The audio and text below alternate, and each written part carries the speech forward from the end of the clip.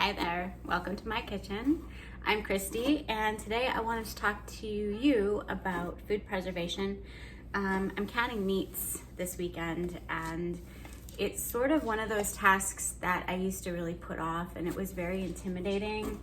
And I've learned living up here in northern Alberta that having really good shelf-stable food that is easy and quick, it is an essential.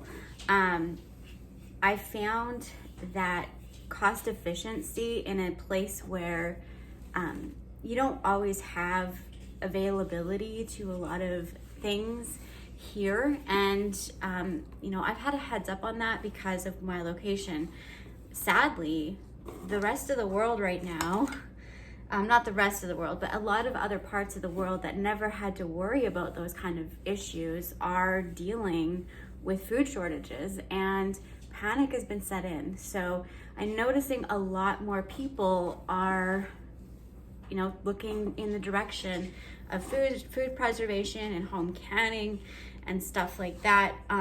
This is kind of like just a normal weekend for me where I am setting up to do a lot of food preservation, and I wanted to kind of share with you what that looks like. Today is Sunday afternoon. I actually put pork in the pressure canner in my disasters. It's like right there in my disasters kitchen. But I put pork in my pressure canner last night, and before I went to bed, it was done. It was done its cycle. And so basically what I did is I just shut it off and I waited for it to naturally depressurize. This morning, I was able to pop the lid and it was done. So it was at downtime in the evening that I took advantage of being able to process how many meals? 1, 2, 3, 4, 5, 6, 7, 8, 9, 10 meals for my family that are ready to go, easy, off the shelf kind of meals. And it took some meat out of my freezer to make more space for other things, like Christmas is coming, so there'll be some baking. There'll be, lots of muffins and breads, and I haven't made any pierogies and such, so I wanted to make some room for that, those kind of things. But it's not that hard to do food preservation. It really isn't, as long as, I think the hardest thing is knowing what to do with it. I mean, it doesn't look exactly appetizing like this out of a jar, really. I mean, it doesn't, let's be honest. Let's be real. That does not look very, very good. But, you can take this contents. This is Cajun seasoned pork. So it's seasoned pork with Cajun seasonings. All the seasonings are in it. So you just dump the contents into a frying pan and you add your peppers or, whatever, peppers and cabbage and carrots and all the different things, or peas, whatever you want to add to it. And you can serve it on rice, or you can put it in a wrap, or, you can do so many things. Put it in a pita, or even just have it as a sandwich mashed up with mayonnaise, right? There's so many easy, quick and easy options. My marker was fat soluble and I had a little bit of drainage. But there's just options. It's knowing what to do with it. These are chicken. This is chicken that I done the night before. And I just had it sitting here, so I only have to make one trip. But this is just chicken that I got a good price on a case of chicken. This isn't stuff that I raised myself, but it is stuff that I bought, commercial chicken, and it was a case that I picked up, and the case took up a lot of space in my freezer. Actually, the case was the size of this whole box, and so all that chicken fit into half the space that I need to store it by pressure canning it. Now, one of these jars is more than one meal. So I can open this jar up, use the broth, because this is chicken broth. I can make soup with the broth and make chicken soup. I can make wraps, I can make tacos, I can make sandwiches, I could make nachos. I could even mash it up and make meat, like cheese or chicken burgers if I wanted to mash it up with different herbs and seasonings and an egg and fry it up again, and make chicken burgers. There's all kinds of things a person can do. I can make a casserole with this that would take half the time. But most importantly, this jar is gonna make a couple meals for my family and probably lunches. So I would probably use a portion of this for dinner, and then I would save the other portion of it for making lunches of wraps or whatever and meal prep for the week. That way my family's getting really good, healthy lunches, and staying out of the convenience stores or vending machines.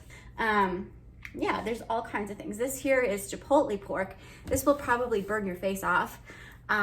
It's super hot. This would be something you'd want to add to chili, or to make like a pork chili, or like might want to tone it down with like a corn salsa and lots of sour cream because it's really, really hot. There's just different things that are super easy to just grab. It's fast food. And again, this was a case of pork chops that I got on sale. This is not pork that we raised or bought locally. This was actually a company that I ordered from that usually supplies in bulk. And so I ordered from them, and we just didn't like we're so used to having homegrown pork, or like stuff that's not been raised in a commercial barn, that is very distinctive. So my family didn't really like to eat it. So I thought I would season it up and have it in easy, convenient jar form that is full of flavor, kind of masks that commercial pig barn flavor that no one really likes, and have very, very affordable meals.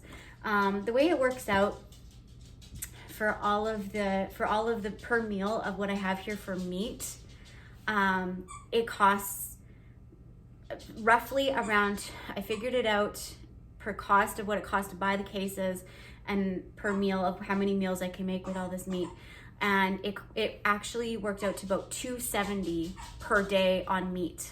So $2.70 on pork and chicken for our family, for the meal, like for per meal, right? So there's over 20 meals here, is the cost. For us up here in Alberta, northern Alberta, that's really good considering, and I'll give you an example.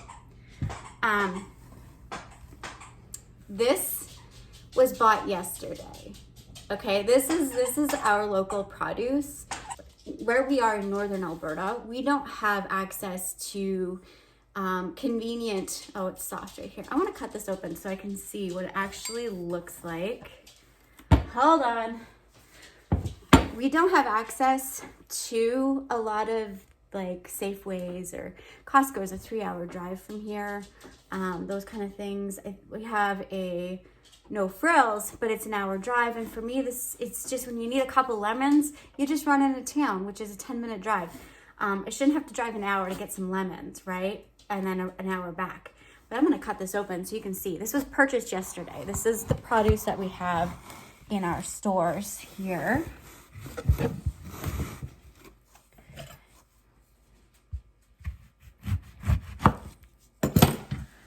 So this here, you see that? It's like soft.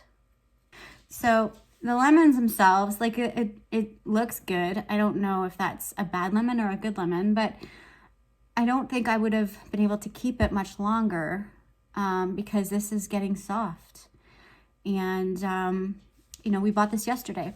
If you want to talk about food prices for a minute, 4 Meyer lemons yesterday, or day before yesterday, four Meyer lemons.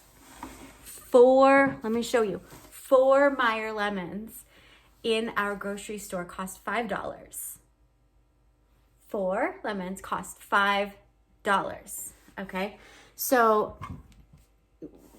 a person, when you're living in a community or someplace where stuff is like that, you do have to kind of learn to be a little bit frugal. So this is just from yesterday's pumpkin harvest, and I need to package these up, and I'll do that actually right now. But pumpkin seeds, these are really good animal dewormers, so that helps with the cost of things, and they were free to me because I grew the pumpkins. So even though that saving pumpkin seeds does not eliminate the complete cost of deworming my animals, it does help. It does help bring down the cost of how often I'm having to treat them for internal parasites. You know, if I do this as a maintenance, then they are going to we're probably going to have more production, for example, out of eggs. If we have chickens that are laying more because they are not bothered by internal parasites as much, because we're maintaining a maintenance of natural deworming into their diet, I will lose less egg production, therefore making our homestead more sustainable and having more available resources to us, such as, you know, fresh eggs. Or if I was selling eggs, I would, you know, I wouldn't have to stop the sale of eggs as frequently. I wouldn't have the same kind of a rotation as I would in my laying flock. There's all kinds of different things to consider about stuff like this. Pumpkin seeds, instead of discarding them, something so little, even though I did spend a few hours yesterday dehydrating them to dry them, it's something very, very minimal, but it has a big impact. And so all these little things add up. They add up and they add up. And so, you know, it might seem very small, but in the long run, it's not small at all. Just like the case of chicken and the case of pork. Of course, it had an initial cost, but I've divided it up to like 22 meals total of what I've pressure canned and what we've used out of this meat that I've pressure canned in this weekend. And it was under $3 per day or per meal for a family of 3. So it's $1 per person eating protein. Now, it's not my choice of protein because it is commercial protein, but honestly, if I was to go to my local farmer and to buy half a beef or whatever, or if I was to raise my own, you know, having this kind of convenience food on the shelf, it saves us money and time, because time on the homestead is very valuable, or for the working person. Right now, time is extremely valuable because the cost of everything is so high. You know, so there's all kinds of things to consider. Losses and gains when it comes to certain nutrition. For example, meats, they lose a lot of their B vitamins, not the B12, but they lose a lot of the other B vitamins, and there's lots of nutrients leaked and lost into the juices of the canned food itself. Where in the freezer, it just depletes and you can't regain that. Whereas at least in canning, in certain situations, you are able to capture kind of like a stock or a broth. Whereas if you had meat that was aging over time in the freezer, eventually there would really be very minimal health benefits to actually eating that protein. And that's something to very much consider, whether you're pressure canning it and storing it on a shelf, or whether you're dehydrating it, because you can dehydrate meat. It's not exactly always recommended, but it can be done. It's been done for many, many, many years to dry meat. Alternatively, freeze drying it, which, you know, a lot of people are not fortunate in that case to be blessed with a freeze dryer. Not everyone can make that investment. I was one of the people that did make the investment in a freeze dryer, and I do have, you know, my own harvest going and being preserved in that freeze dryer. But I also have other methods that I am preserving food with and in. So there's all these different There's like all these layers of things to do when it comes to food preservation. And you know, you don't have to homestead, you don't have to be a gardener, you don't have to be living in the country to be able to do this. You know, you don't have to be that person. You can watch for sales. Here in Alberta, we have a company called Calahoo Meats. And this is actually where some of this meat come from, with Calahoo Meats. And they do case lots. They sell in bulk, and they do sell to the average person. They will deliver right to your town, or in some cases to your door. If they have access to your front door in a semi truck, they will pull up and drop off your stuff. If you can, raise your own. If you can, support local. If you have a neighbor that raises chickens or guinea fowl or duck or turkey, or you know, if you have a neighbor that's a pig farmer or a beef farmer or even a dairy farmer, you know, trade dairy for something you do. Can you bake cookies? Can you make buns? Can you sew? Can you knit? Make some trades. Hey, if someone said, hey, I'll trade you a can of this for you know, I make wine, I'll trade you a can of something for wine, I'd be like, sold. Deal done, you know, deal done. But that's just how I roll. I'm a firm believer in that you can do more than you think you can, and this is not that hard. So, yeah, there's a few things that, no, this is gonna be 2 months worth of deworming for all my birds, and I have 9 guinea, 10, one died this morning. So how many do I have? 7, 8, I have 10 guineas, because one died this morning. I had 11, so I have 10 guineas and guinea fowl. So this will be a dewormer for them, and it'll be a dewormer for my 7 chickens. So this will last a couple months. I'll grind it up and put a little bit in their feed. They don't need a lot. I'll probably just go like this and give some to my horses for treats. They don't need a lot, but I'll do it during a full moon when the larvae and stuff is hatching in their gut.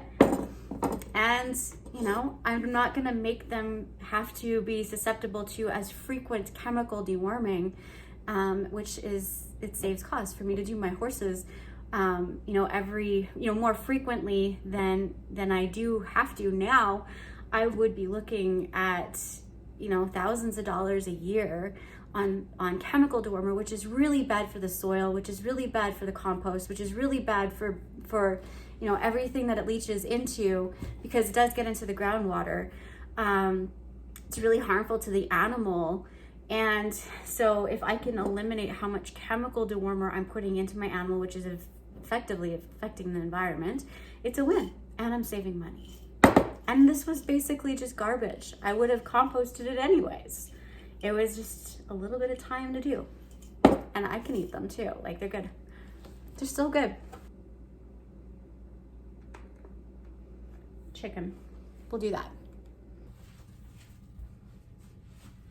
Chicken. Let's talk drumsticks. That is a lot of chicken drumsticks. A lot. So,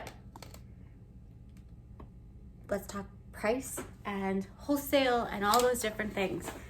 I ordered a case of drumsticks from the place I talked about, Calahoo Meats, which is an Alberta company here in Alberta, Canada. And this company is a family, it started out as a family-run company. And basically what their goal was to, when they started their company, they were trying to provide for camps.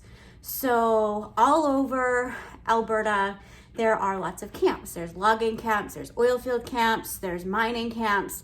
There's camps. There's camps everywhere where workers go and they spend time away from their families while they're working.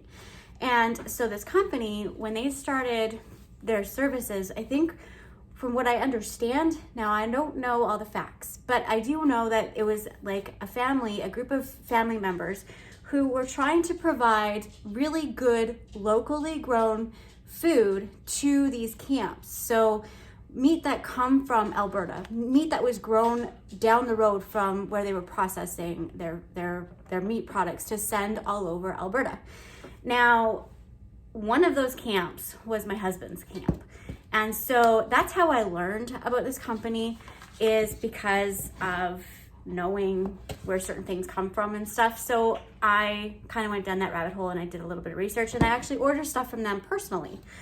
And what most people don't know is that you don't have to be a camp or a business person. You can just send them an email or order online, and you can get yourself a whole schwack of food that was raised in Canada or Alberta, or local as you're gonna get. A lot more local than if you go to some of these big chain stores, and you're gonna get a better price. So let's talk about price. This was a case of drumsticks, and I'm just looking, like literally looking at my order sheet. It was one box of 5 kgs of drumsticks, which is this, 5 kgs of drumsticks, $19. 19 bucks. So I'm gonna can it. I'm gonna can some chicken drumsticks right now. I decided what better way, because if I leave this sitting in my freezer, because the downside about this ordering chicken this way is it comes frozen in a lump. But let me finish telling you about the perks before I get carried away. When I ordered my order from Calahoo, it comes in a truck, right? A big truck. And that truck delivers to restaurants all over Alberta. And when it come to my town, the truck driver phoned me up and said, "Hey, I'm at this restaurant. You want to come get your stuff?" And I'm like, "Yes, I do." And so you go pick it up, because I don't live in town. So, and it was at night, mind you. You know, it's like, it's the person that's driving the vehicle, the person that's out there doing the things, the person that's actually, this is their job. They're actually communicating with you. They're actually a part of this with you. The people that work in this place, the people that run this place, they're actually talking to you. They're actually helping you get what you need. And it's not like going to a grocery store where you have no idea where the meat come from. The employees have no idea anything about any of the products. They just know it's there and that they're supposed to sell it and check the dates and check the pricing and the codes. They don't know anything else about it. They don't know what time, what is gonna be where lots of the time, whereas, and they don't know you. You're just a face, you're nothing, really, you're nothing. You walk into a store, to these big box stores, and you're absolutely nothing to most people. You are a paycheck to them because someone showed up that day and they're not out of a job. But realistically, when you order from companies like this, even though it's a larger company, and it's not just the local farmers, this is a great option because they know who you are, and there's a relationship that the consumer has to have with that person who is bringing you what it is you need. So to me, this is a great place to go, aside from going to a big box store, if you are unable to raise your own food, or if you are unable to source food locally from a local farmer. Say you don't know any farmers, but you can look up this company or a company like it and find out that, hey, you know what? They do deliver basically to your town. You just got to make yourself available and talk to them.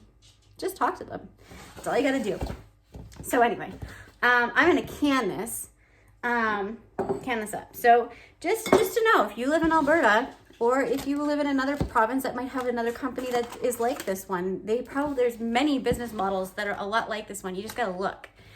And this, how convenient would it be to put in your order for the bulk for the whole season and get the varieties and the cases that you want, and they phone you up and say, "Hey, we're going to be here this day. Can you come and pick up your meat from this restaurant, or I'll meet you here," or whatever. And you just show up, you go get your stuff, and you go home, and you have a good laugh, you have a conversation, you shake their hand, it's a good day, right? That's the kind of stuff that we're talking about here. It's the good stuff. Okay, so canning. So the method I am doing right now is called raw pack. If you're new to this, raw pack is basically you just put in your meat or whatever you're canning raw, and that's about it. And then you pressure can it. So I'm not adding anything to this. I'm just going to shove these into the jar and get as many as I can in. And then I'm going to pressure can it. And that's about it. I'm not going to pack them too tightly. But how many is that? There's 1, 2, 3, 4, 5, 6, 7. So there's 7 drums in here. I don't know if I can fit one on top. Probably not. If there was one that was tiny. One that's broken would fit. I guess the broken leg chickens do come in handy. Makes me so sad when they have broken legs. It really, really does. It really bothers me, actually. So I have 8 drumsticks in this jar. And the type of jar matters. You don't want to use these ones. You want to use what's called wide mouth. This is a wide mouth jar. This is a standard jar. I don't really want to touch it, but my hands are full of chicken. But you can see that there's a very big difference in size. These are easier to get into. The one on this side is this one here is easier to get into than one like this, or get your stuff out. And the reason I'm using these ones is because I ran out of the wide mouth ones, and we have like a problem with having any in any of the stores near us. They all sold out. So that's a little problematic for me to get those kind of jars. Or lids. There's a lid shortage. So if you have jars, they're gold. Let me tell you, they're gold. Hang on to them. They're valuable. Especially when you come to these towns that sometimes we don't have access to flea markets and such like other big cities do, where maybe someone cleaned out their garage or they bought a house and they found a bunch of jars. We don't have that much of that kind of stuff go on here. So there's quite a few with broken legs. It really bothers me when they have broken legs. Doesn't it bother you guys when they have broken legs? Like, it really bothers me. So, but it is convenient to get an extra one in the jar. So I'm just gonna keep doing this. You can actually flavor them. The reason I'm doing raw pack just like this is because for 2 reasons. One, I'm getting cooked chicken, right? The chicken is going to be completely cooked, and it'll be really like it's pressure cooked. It's pressure cooked chicken. It's getting cooked in the jar, and it's still a little bit frozen. Some of these, set that to the side, but it's pressure cooked, and so then when it cooks in the jar, it's actually making a bone broth. So whatever nutrients are lost in the cooking process that do get lost, vitamins and minerals get lost while it's being cooked, especially pressure cooked, because it's cooked for such a long time. You actually gain it back in the bone broth. So I don't season it, because when I use this chicken, I'm going to use the broth to make soups or in recipes.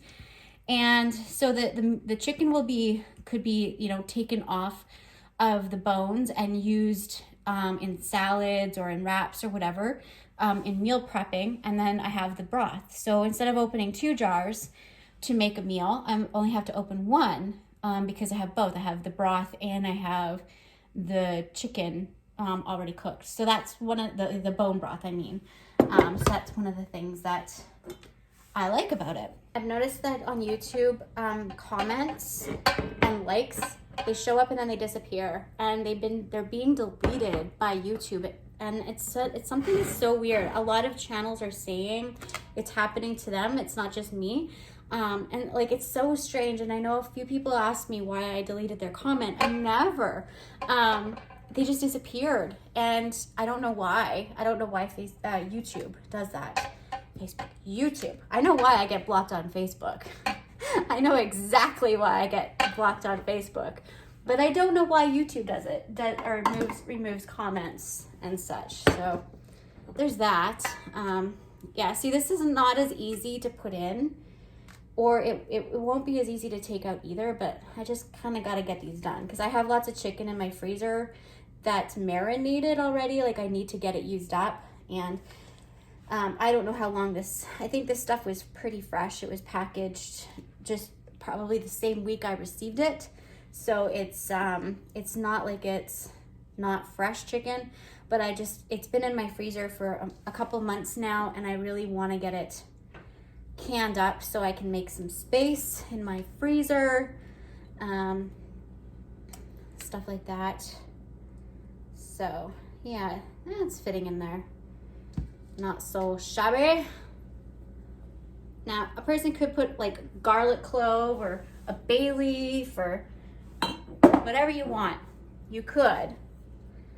Sage, marjoram. You could season these right up, and then you have like a chicken brothy kind of, what did I do that for?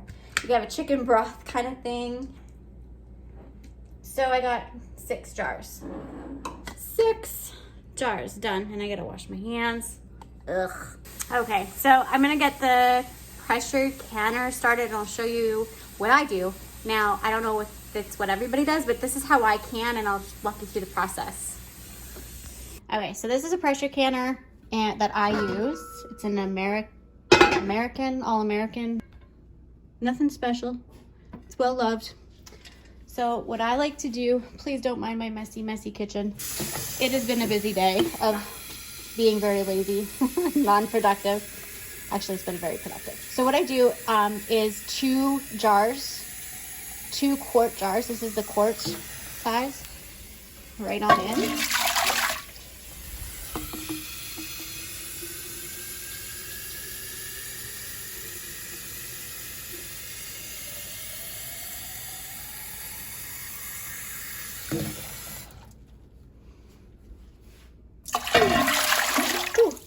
It has these things that you put in the bottom.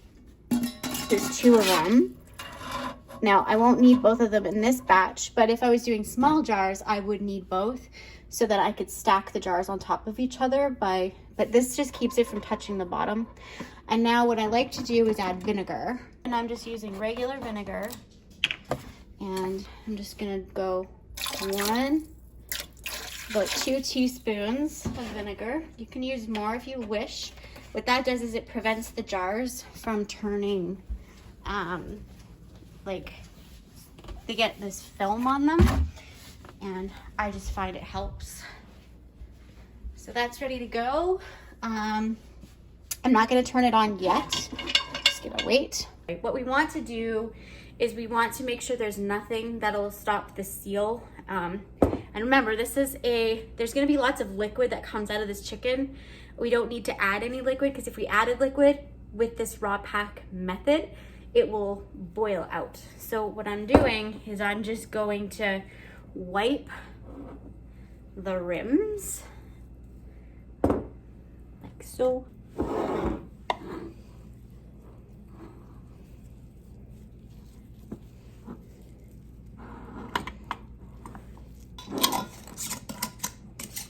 And then put the lids on.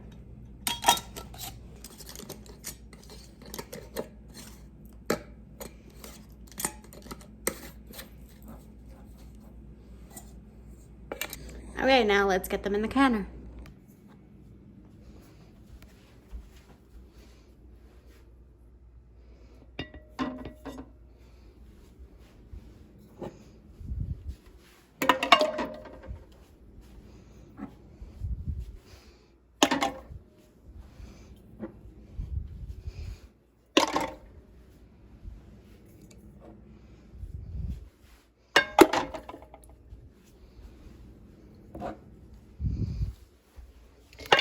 So I guess 6. We have 6 jars in here.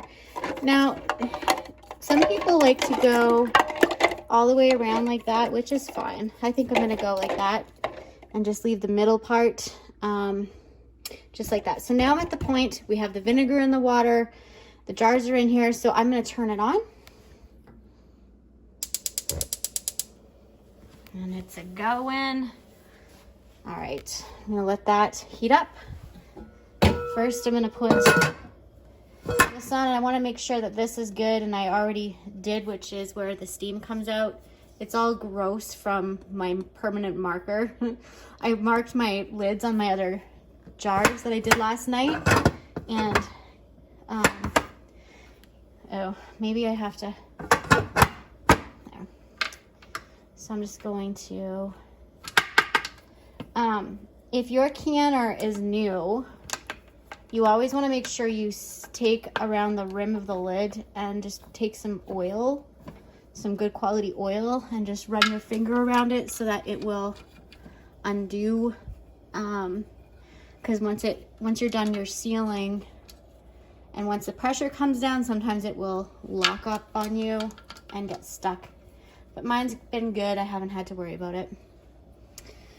And just do these up, and we are going to wait for it to come to a boil and then vent. And what will happen is steam will start rolling out of this and little thing, and you'll be able to, I'll be able to feel it up here. Once it does that, I'll start the timer for 10 minutes, not touch the temperature.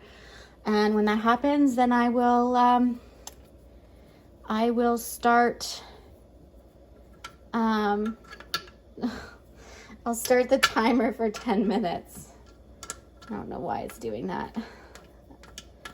I should have put the lid on before I turned the heat on, because it's, yeah. There we go. All right. Now we wait. Make sure this is off. Make sure this is off until you're ready to start timing it under pressure. We have to bring it up to pressure first. It has to vent first. All right. Now it's the waiting game. So in the meantime, I could do my dishes, or I can go check the freeze dryer, which that sounds more fun. We'll go check the freeze dryer and see what is going on with it, and see how the chia seeds and pumpkins are doing today. I put them in yesterday from our pumpkin harvest, and I'm really excited to use those in the future. So it's final dry is going on. They look okay. Final dry, it's about a third through. It's been running for 23 hours. So I'm gonna check the temperature. This is really warm, so I'm going to try to put a fan sort of facing it and such. But I want to see. So the pumpkin is pureed. I cooked it, I roasted it. But what I'm gonna do is I'm gonna blend it up and use it with my freeze-dried eggs to make French toast, as like an easy way to make French toast. Just add some cinnamon. And then the pomegranates, I'm gonna try to do a few ways. Look at how much they pop. They're all over my glass on the inside. Wow, that's messy. It's made a mess. Holy Moses. Crazy. So I don't know what the pomegranates will be like, but I think they'd be fun as just a snack, or blend it up like into a powder and then put into smoothies. We'll see. It was $4 per pomegranate yesterday at the store, so I'm gonna cherish them forever and ever. It's venting. Testing.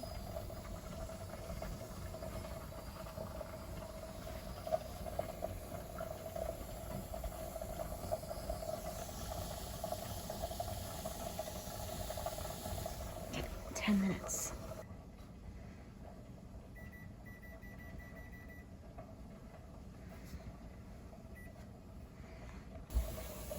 Now I'm going to put my pressure gauge on.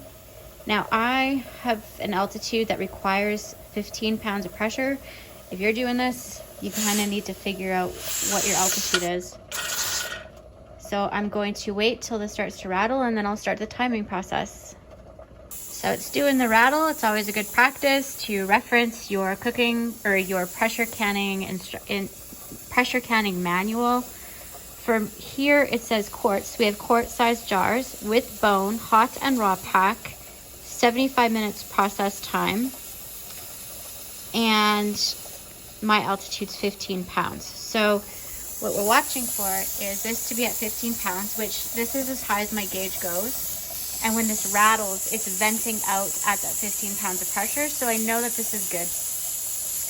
I'm actually gonna give it another minute or two, and then I'm gonna start the timer for the 75 minutes of process time that it requires at our altitude of 15 pounds. It's really quite simple. It's just knowing your altitude and how long to time it and what to listen for. This is, see, it's venting. It's gonna start rattling here. There's a bunch of steam coming out. It's really hard to see the steam. gonna start rattling here. That's the sound you want. You want it to have like a rhythm, how it like it does this hissing sound and then it rattles in a rotation. It's hard to explain it. You kind of just learn to listen for it. So basically I'm just gonna watch the gauge. I want to keep it right around the 15-pound mark and set my timer for 75 minutes. See, that's the sound that I like to be. That's a good sound. So I don't want it to be doing that all the time. I want it to come up to pressure, release, and then go down to that normal hiss sound. So I'm just gonna let it run here for another second. I'm gonna adjust my temperature.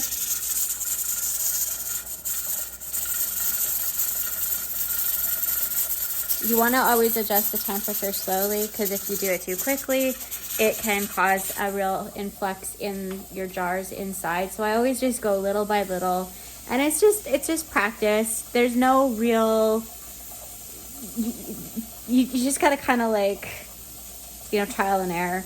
The first time might be harder than the second time or the third time, but you're gonna learn something every time you do pressure can something. So that's how I do it. Other people might have another method, but I just turn it down bit by bit until it gets to the pressure and the rattling sound that I want, and then I set my timer.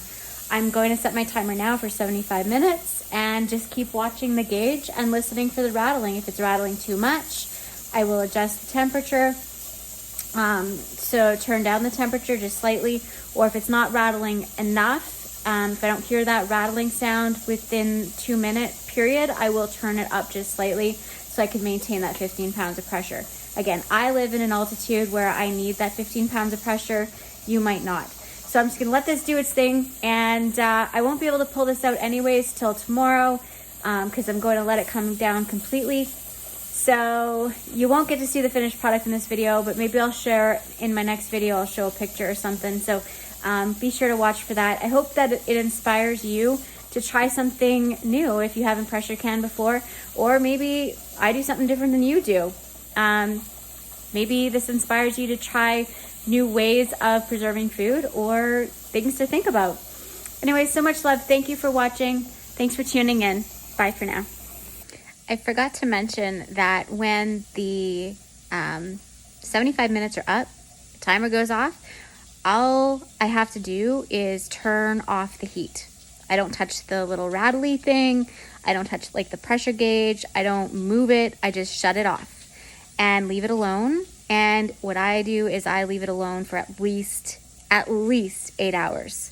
I find that if I leave it alone for 8 hours, I don't have any siphoning.